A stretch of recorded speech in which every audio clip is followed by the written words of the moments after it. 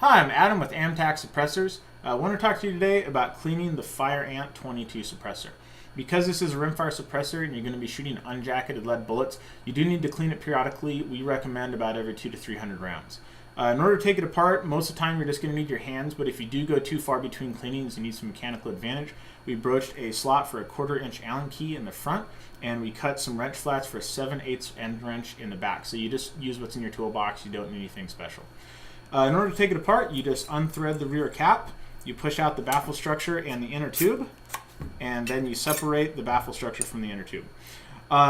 This is made out of a 17.4 precipitation hardened stainless, so it's going to be a lot tougher than aluminum suppressor. You can get pretty aggressive when you're cleaning it. A stiff bristle brush and a good lead solvent is what we usually use. You can throw it in a sonic cleaner, that's totally fine. I just want to make sure you take off these little rubber gaskets before you do that. When you are reassembling the suppressor, you'll notice that on the inner tube here we have kind of a large notch sticking out, and that corresponds to the largest of the 4 notches that are cut into the baffle structure. That large notch is going to line up with one of the thick parts of the baffle structure along the edge here.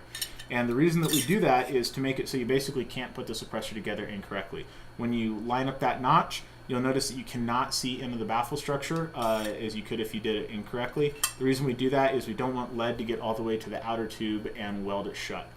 So when you're putting the thing back together from here, you just find the larger of the 4 notches on the outer tube, you line it up with that one on the baffle structure, and you slide everything together. And you'll notice if you put it together incorrectly, you're going to have a little gap around the top like that. If you put it together correctly, there won't be a gap, everything will be nice and clean. And then all you do is you thread on your rear cap. You don't need to get super crazy tightening down the end cap. Hand tight will do just fine. You don't need to bust out any tools or anything like that.